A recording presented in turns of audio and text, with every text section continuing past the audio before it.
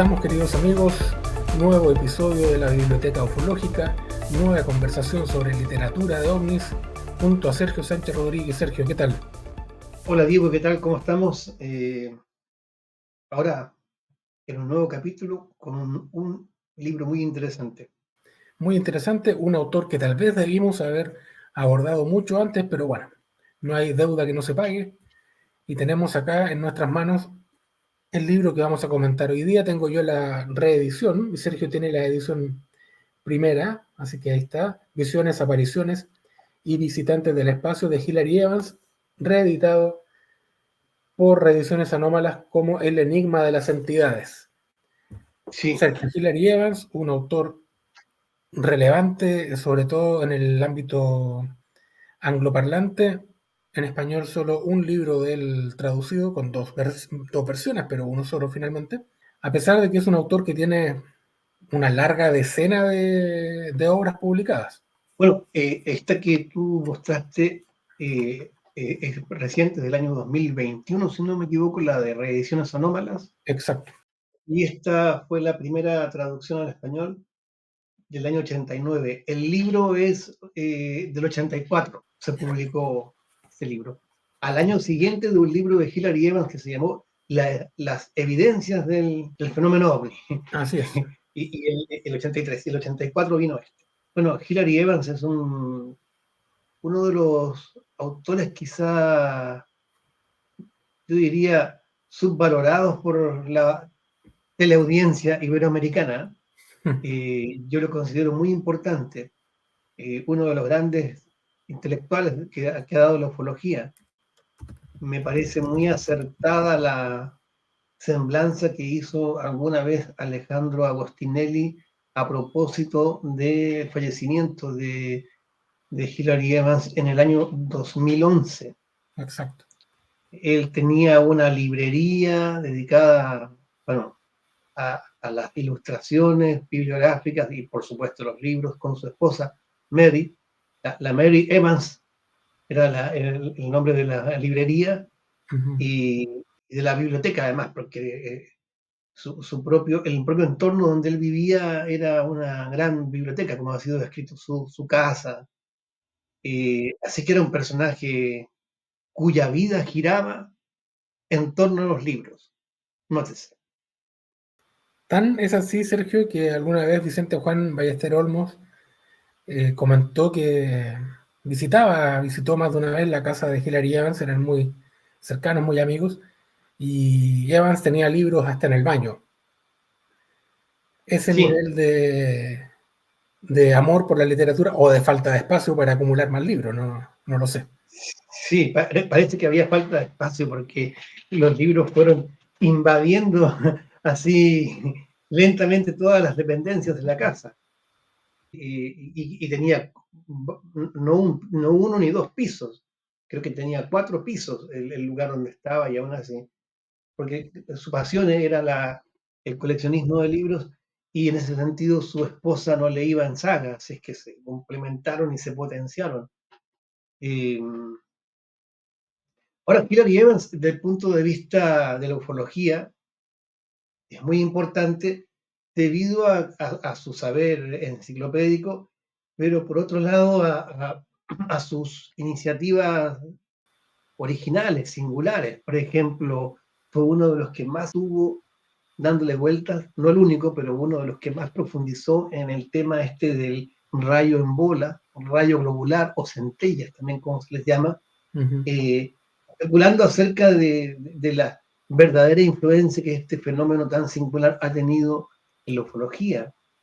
O bien esto de los, ¿cómo se llamaban? Los hombres lámparas, estos seres humanos extraordinarios, Sí, capaces los de influir. Sliders, Bueno, sí, que publicó un libro sobre el tema. claro que pueden influir en las luminarias. Entonces, Exacto, pero sí. sí. Ahora, cuando uno tiene que definir a Hilary Evans, no es fácil, ¿eh? Localizarlo. Y ahí vamos a ir a este libro precisamente por esto. Porque Hilary Evans tenía muchos elementos en su forma de pensar que provenían de la paraufología o de algo eh, colindante con la paraufología. De hecho, la conocía perfectamente, ¿no? No es que perfectamente, conocía toda la literatura del rubro, lo que se había publicado sobre el tema, eso es clarísimo. Tiene elementos de eso, una apertura a la posibilidad de que el ser humano esté realmente interactuando con una realidad desconocida que le supera, que yo diría, a duras penas logra traducir en términos que le pueden resultar familiares. Mm. Y por otro lado, es un gran conocedor de la hipótesis psicosocial o psicosociológica. Ese es el lado más bien escéptico, este segundo, de Hilary Evans. No en vano, uno, no solamente un amigo, sino que con el cual publicó un libro, fue precisamente Robert Bartholomew, el Así sociólogo es. australiano, que es un claro escéptico en estas materias. Ujú. Entonces yo diría que Hilary Evans está así a medio camino, más interesado en seguir la pista de sus propias búsquedas, de sus propios intereses, que en posicionarse. Esa es la impresión que yo he tenido con él, sobre todo a raíz de la lectura de este libro, ya sea El enigma de las entidades o Visiones, apariciones, visitantes del espacio, Sí. porque aquí están las dos patas del problema. Bueno, en este libro, Sergio, él habla de las entidades, en realidad, más que de otra cosa. Hace una especie de resumen que no se había hecho hasta ese momento o no se había hecho tanto, pero creo que Hilary Evans fue un pionero en el tema, en esto de tomar a las apariciones marianas, tomar fantasmas, tomar extraterrestres, tomar a los amigos imaginarios de los niños y tratar de sistematizar ese fenómeno que son las apariciones, finalmente apariciones de entidades, y tratar de sistematizarlo en este libro, ¿no? Está también ahí, a propósito de lo que mencionabas tú de la parofología, él menciona aquí el famoso agente del que después otros se colgarán como si fuera una creación propia. Él habla ya de un agente que podría estar interactuando con los seres humanos. Sí, sí, totalmente. Y de partida, el libro contiene una serie de hipótesis. Esa explicación también es con ese nivel de detalle, con esa variedad y referencias bibliográficas, también era inédito hasta ese momento en un libro, me refiero, ya existían otros trabajos en revistas especializadas en cuadernos de ufología, pero en un libro como tal, en español, claro, este de Hilary Evans, ciertamente. Las referencias a Michel Monery, por ejemplo, son clarísimas, o a Jacques Cornot. Eh, Ahora, claro, el tema acá de un agente que interactúa con los testigos de este tipo de casos, que, digámoslo sin ningún ambaje, se está refiriendo a aquello que dentro de la ufología podríamos denominar casuística de alta extrañeza, es decir, Uh-huh. de visiones de ocupantes, Claro. de humanoides, ese tipo de cosas. No, no estamos hablando de luces lejanas en el cielo, ni de reentradas atmosféricas confundidas y que pueden producir algún tipo de alucinación colectiva. No, entidades. Aquí entramos en tierra derecha, ¿no? Uh-huh. Entonces, esta casuística tan singular, y de hecho, mira, me había tomado la libertad de seleccionar algunas cosas, siempre distingue esta tripartición, yo la encuentro muy interesante. Distingue la entidad, cualquiera sea. Esto se da en los más diversos casos. Es la figura de apariencia más o menos humana que el perceptor cree ver. Esto, en ese cree ver uno lo agradece realmente. Porque estamos hablando de algo hipotético, entonces aquí nos está planteando un camino de exploración, pero no se nos está tratando de convencer de algo, ¿no? Sí. Podría ser el espíritu de la tía Inés, en el sentido de algo muy específico, que se materializa en una sesión espiritista, podría ser una visión de la Virgen María, podría ser una mujer del espacio, procedente de un ovni, etc. Luego, el aparecido, nótese, la entidad. El aparecido es la persona que la entidad parece ser. El caso que él da, la tía Inés, la Virgen María en persona, un Uh-huh. astar real procedente de Alfa Centauro. Y el agente, este punto es importante, el agente es la persona la fuerza o lo que es responsable de la entidad y que le permite y hace que ésta sea vista por el perceptor. O sea, el agente está fuera del Exacto. perceptor, no es el perceptor.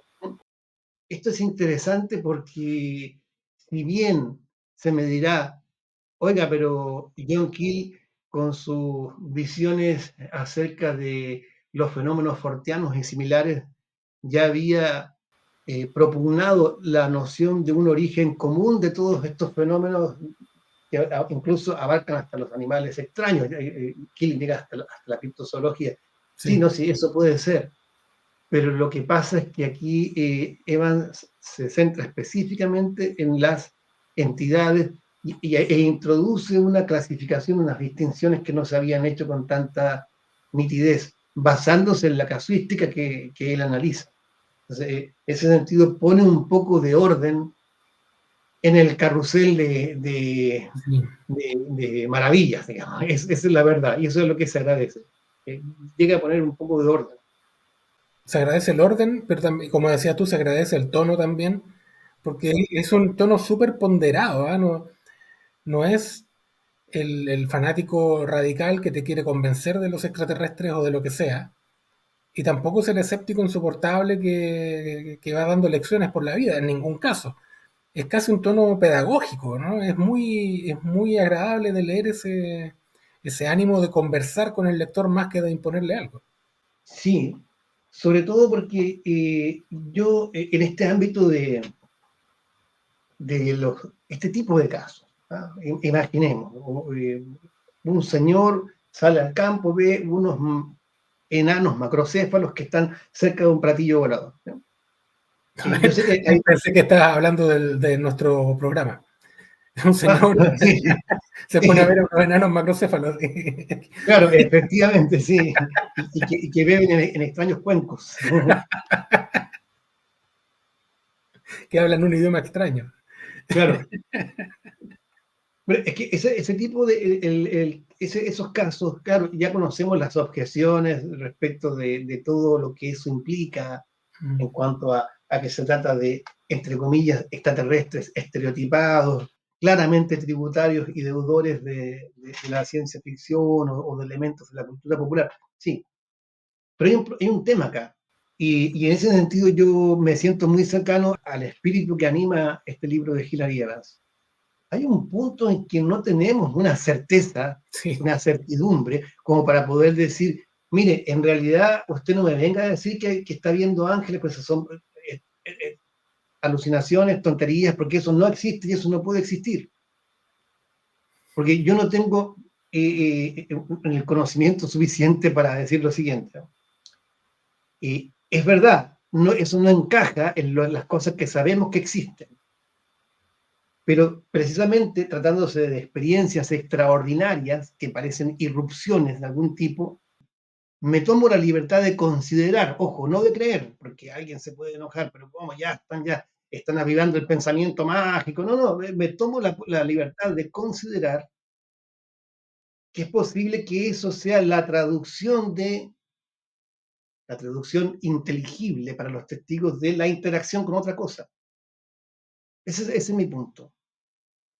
Esa es la cuestión. Ese es un aspecto que yo jamás me he atrevido a desechar. Hay gente que a mí me ha contado cosas, entonces, pero gente que yo las encuentro tremendamente cuerdas. Pero de repente tienen alguna visión de un ser que para mí es imposible desde el punto de vista de vida alienígena, para mí, de acuerdo a mi escaso conocimiento, pero no, eso no, pero me cuentan ya. Entonces, antes que relegar todo al ámbito de la psiquiatría, como se hace cómodamente a veces, y no es que no se aplique en algunos casos, por supuesto, pero relegarlo todo, a mí me da la impresión que puede estar escamoteando algún tipo de fenomenología que a duras penas hemos ido descubriendo, tanteando. Entonces, esa actitud de prudencia de Hilary Evans, tanto en la afirmación como en la negación, eso es lo que a mí me identifica. Por ejemplo, a propósito que hay un capítulo dedicado al inconsciente colectivo de Jung, aquí va abordando un montón de hipótesis, bancos de imágenes, sí. etc. Entonces, ahí habla de las entidades individualizadas, lo que yo decía, la aparición de la tía Inés, las estereotipadas, la Virgen María, Ujú. por razones obviamente religiosas, y las entidades generalizadas, un ser extraterrestre. Eso de generalizadas nos lo dice todo, porque se trata de un abanico muy amplio, pero que nos remite a un aspecto y espacio muy particular de la cultura, los extraterrestres. Entonces, ahí caben muchas cosas y además van desarrollándose a tono con el tiempo, a tono con los tiempos. Por ejemplo, los grises, que tan predominantes y que algunos pretenden que siempre lo fueron y sabemos que eso no es así. Si hubiésemos hecho un experimento en una escuela de México, de Argentina, Chile, España, Italia, Francia, países ufologizados, no me vengan con cuentos. Años 70 los niños tenían el estereotipo ovni aquí, estaba por todas partes, por todos lados. Entonces, dibuje un extraterrestre, dibuje un extraterrestre. Yo me apuesto la edición en inglés del libro el informe Heineck, me apuesto de que no habría habido ningún niño que hubiese dibujado un gris. Ninguno. El mismo experimento. Año 2023, 2020, 2015. Dibujen extraterrestre. Te aseguro que los grises ganan, pero por goleada. ¿Qué pasó? Es que ahora llegan más extraterrestres, la delegación de grises es más numerosa que antes. O sea, es evidente la relación con la imposición de un estereotipo. Este libro es mucho más que un libro ufológico, ¿no, Sergio? O sea, no podríamos eh, catalogarlo o encapsularlo solo en el mundo de la ufología, porque habla de, tú mencionabas a la Virgen María, pero también habla de fantasmas, habla de otros temas que exceden por mucho el ámbito ufológico.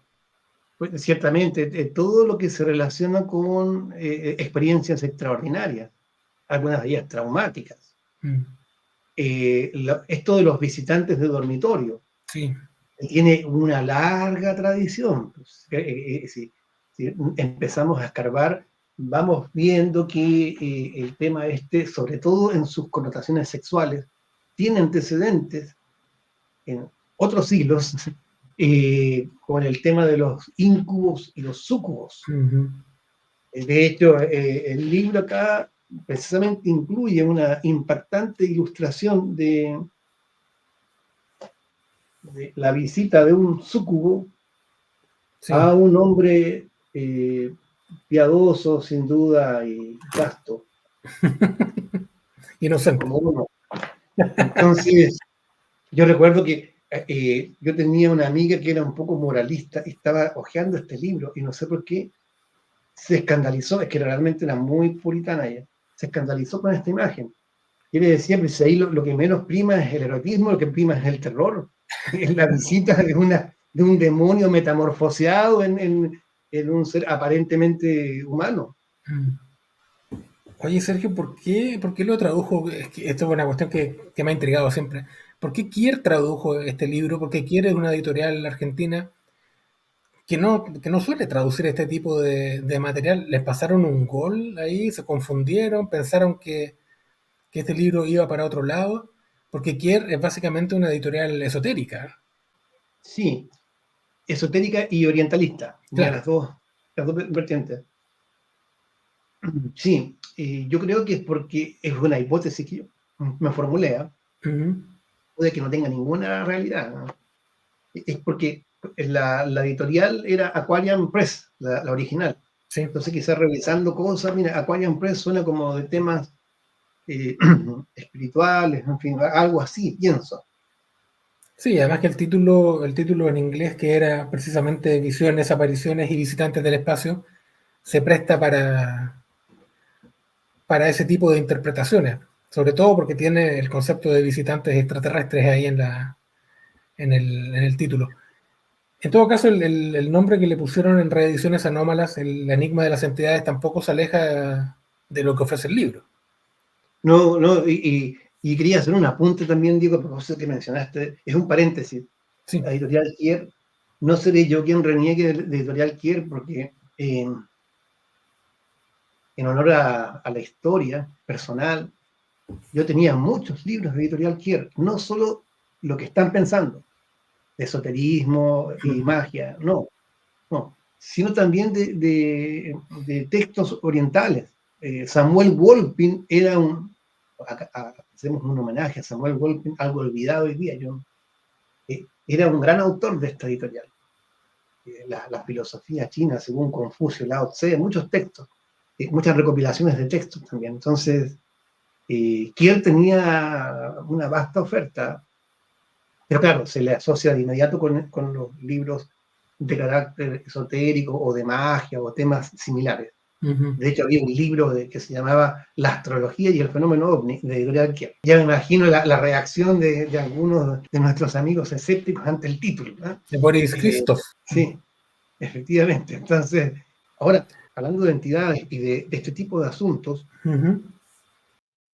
Hilary Evans también se refiere al carácter, digámoslo así, polisémico de la palabra demonio, que no necesariamente, siempre y en todo contexto, se refiere a seres maléficos, como ha establecido la tradición fundamentalmente judeocristiana, y particularmente cristiana en ese tema.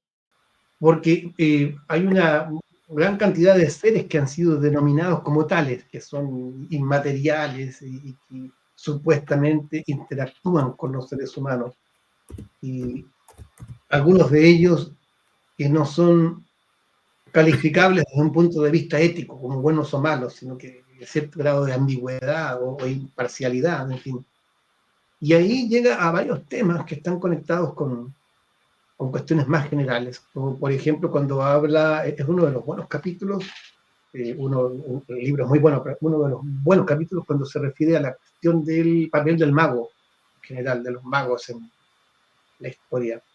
Y dice Hilary Evans, que es bastante conocedor de estas cosas, que se ha pretendido, por diversas razones, mostrar desde la mentalidad contemporánea al mago solamente como alguien que está preocupado en el fondo de una búsqueda espiritual o filosófica. Pero Hilary Evans nos recuerda, sí, eso es cierto, pero no perdamos de vista el objetivo de suscitar realmente, en muchos casos, la colaboración de algunas de estas entidades, de convocarlas, el arte de convocarlas con objetivos precisos. No nos hagamos acá los desentendidos con ese legado. Y es por eso que cita convenientemente a uno de los grandes magos del siglo XX, Aleister Crowley, que aparece acá, por supuesto. No podía faltar en un libro de un erudito británico sobre historia de estas cosas extrañas, una referencia a Aleister Crowley muy, muy interesante. La magia nos ha acompañado y ha estado relacionada con las entidades. Estas no sabemos muy bien si existen o no, y si existen son realmente lo que aparentan ser. Ese es el punto. De hecho, no siendo este un libro para ufología, aunque tiene elementos para ufológicos, no siendo un libro de la hipótesis psicosocial, aunque tiene elementos también, yo creo que es un libro que ayuda a romper la ingenuidad. Eso yo diría, la ingenuidad que uno ve omnipresente en los círculos ufológicos cuando se acercan a la cuestión de las entidades. Hasta ahora ya estamos imaginemos, en 2024 y todavía yo escucho a veces o leo respecto de esos seres que se deben caminar así, en realidad esos son de tal lado, porque los otros, los del planeta tanto, son más retacos. O sea, ha pasado mucha agua bajo el puente como para que nos tomemos tan literalmente todo lo que se nos dice desde la ufología, sobre todo en relación con los ocupantes.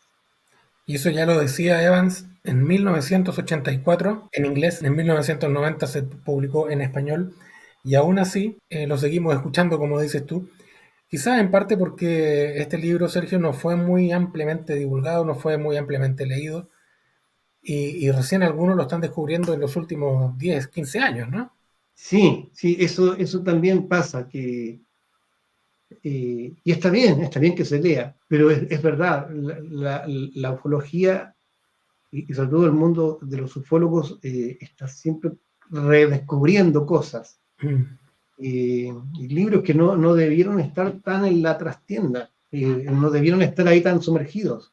Muchos se habrían ahorrado callejones sin salida o unas buenas dosis de credulidad inconducente si hubiesen leído algunas cosas antes, para no descubrir de pronto, digámoslo así, una teoría ufológica que ya había sido expuesta. Entonces, sobre eso hay un capítulo que se llama La hipótesis de la inducción onírica. Es muy interesante. Y me quería tomar la libertad de leer un pequeño fragmento, a ver. eh, porque aquí discute sobre aquello que Pierre Guérin defiende en su famoso ensayo, El problema de la prueba en ufología, que se publicó en español, en francés, en un libro de Jean-Claude Bourret, El nuevo desafío de los ovnis, y que se tradujo al español en Mm, 1979. O sea, por ahí circuló ese texto en español, donde precisamente se plantea la escenificación ovni como un tipo de inducción por una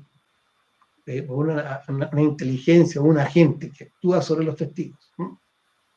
Entonces, el comienzo, ya, le dice, uno de los muchos aspectos desconcertantes de las visiones de entidades es su carácter ambiguo y el modo en que combinan elementos que parecen indicar una fuente externa con otros que parecen remontarse al perceptor mismo. Las visiones de carácter religioso nos proporcionan varios ejemplos. Así, en Garabandal, en 1961, una visión de la Virgen fue supuestamente contemplada por un grupo de niños, lo cual parece indicar un grado de objetividad, mientras otros que estaban también presentes no pudieron verla, lo que sugiere una experiencia subjetiva. Cualquier intento por formular un modelo que suponga visiones de entidades que sean totalmente externas y objetivas o totalmente internas y subjetivas será inadecuado para explicar casos como el de Garabandal. Entonces se requiere, por una parte, el estímulo externo y por otro lado el testigo y también las ideas que el testigo porta, el contexto, su mentalidad, su cultura, su psique, sus recuerdos, mm. todo eso. Inducción onírica, uno de los caminos especulativos más interesantes que propuso la ufología en los años 70. Y aquí con varias referencias también a la cuestión del sueño despierto en Monedí, etc. Así que uno de los buenos capítulos de un libro pletórico de información. Hilary Evans, uno de esos pensadores de la ufología que siempre vale la pena revisitar, Sergio, y que tal vez merecería más divulgación. Esperamos nosotros aportar nuestro granito de arena con este breve programa. No sé si quieres cerrar, Sergio, con alguna reflexión respecto a la figura de Hilary Evans o de alguno de sus otros libros o de este mismo libro en particular. Sí, mira, un comentario a propósito del impacto de Hilary Evans en nuestro ámbito cultural. Yo quiero destacar el dossier especial que nuestros amigos Claudia Madrid y Moisés Garrido dedicaron a Hilary Cierto, Evans sí, sí. y que está disponible en línea, gratis. Así es que esa es una muy buena forma de llegar a este autor, a sus contribuciones. Claro, una compilación de Y artículos de Hilary Evans que, o sea, en un solo dossier, un montón de información que de otra manera es imposible encontrar junta. Así que tienes razón, está ese dossier ahí disponible a la mano Claro. a quien quiera profundizar en el pensamiento de Hilary Evans. Sí. Y por otro lado, un pequeño tributo a la figura que por lo menos para mí ha sido siempre inspiradora. Yo relaciono a Hilary Evans no solamente con la literatura que él había logrado encontrar sobre leyendas, sobre folclore de los anómalos, sobre hadas, tradiciones diversas, también fenómenos psicosociales de masas, van las dos cosas ahí, siempre en su bibliografía, en el sentido propio de un escéptico como tal, es decir, de alguien que duda, que cuestiona, ¿no?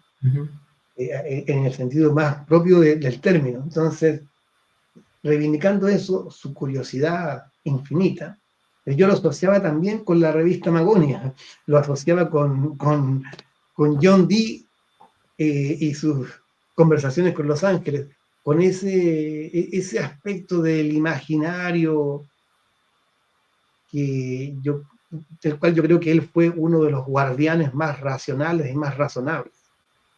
Entonces, yo cuando me enteré que su propio inmueble era una suerte de gran biblioteca y que su negocio familiar era una librería y biblioteca y de sellos antiguos y gráficas, sentí como una gran alegría en realidad. Porque pensé, entonces el hombre estaba a la altura de la leyenda. Hay un elemento legendario y mágico en la propia vida de Hilary Evans, y eso es digno de destacar y de resaltar, y por eso mismo es la mejor forma de decir a aquellos que no quieren contaminarse con los libros, no, ahí está Hilary Evans, por eso es muy importante, y una vez más lo diremos, a leer. Claro que sí. Oye, Hilary Evans donó su biblioteca ufológica a AFU, que es esta asociación sueca que conserva y preserva para la posteridad la literatura ufológica, donde por cierto también están los libros de Coliseo Sentosa, y en esa biblioteca hemos donado también material para ellos, porque hacen un trabajo fenomenal. Hilary Evans así lo reconoció. Cerramos este capítulo con la invitación siempre cordial a que se suscriban al canal.